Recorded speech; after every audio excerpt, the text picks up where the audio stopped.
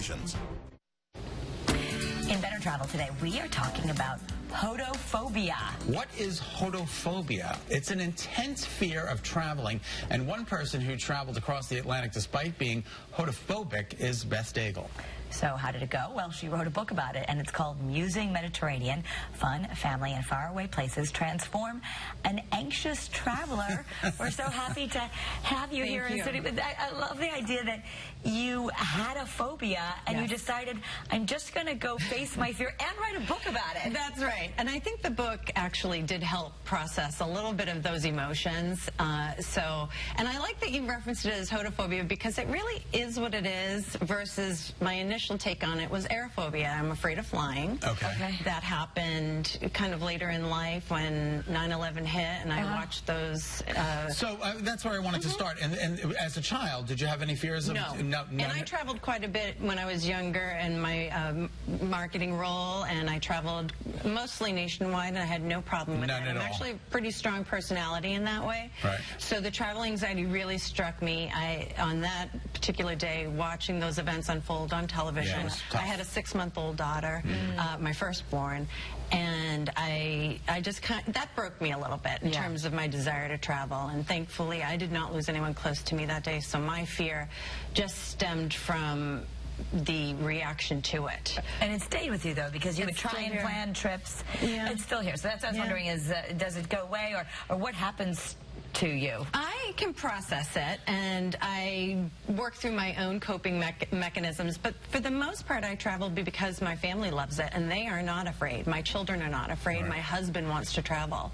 And so the guilt associated with that gets me there, and I do love it once I'm there, and this book is really what that's about, that once I'm past the fear, I so enjoy seeing the world. But are you worried about the trip home, the entire trip that you're there? Are you thinking about that? No. When I'm there, I can immerse myself in the places that I'm seeing, the destinations. Okay, so you're living in the moment. I do think about the trip home a little bit at the end. I will say on this particular journey, I was so exhausted after 2 weeks of ambitious touring that I went home with less fear because I just couldn't focus on it. I was exhausted.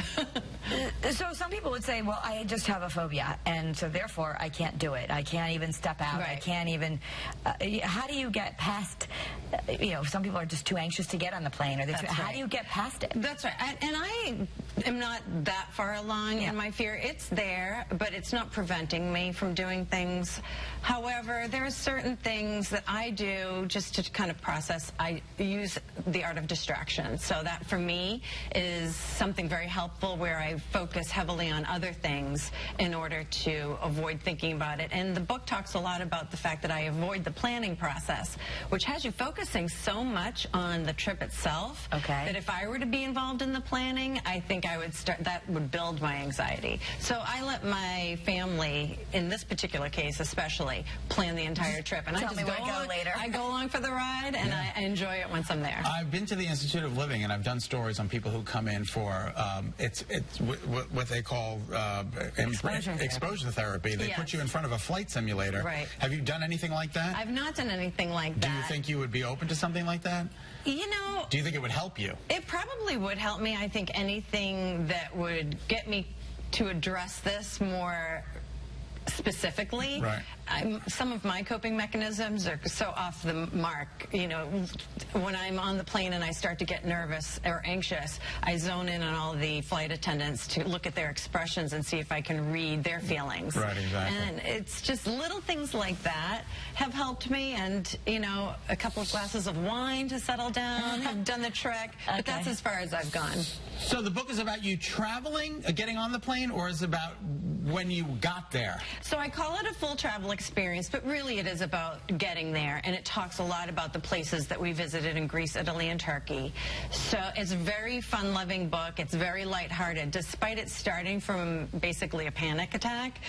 It really, once I've moved past that, it really becomes about the places that I'm seeing and experiencing. And I think the message in the book overall is that it is so worth it. So if you have travel anxiety, do what you can, do what works for you to come through, because seeing the world is a gift. Yeah. We're almost out of time, but do you know, do a lot of people have this? Is it common? Oh, it's absolutely common, and I think more so now that there's so many things happening, you know, in different parts of the world that are scary, and so getting there is sometimes as big a challenge as anything else. Okay. Well, thank you for your time. We appreciate it. Thank you so much. All right. You can learn more about Beth on her website. It's bethdaigle.com. You can purchase her book there. You can also get it on Amazon.com.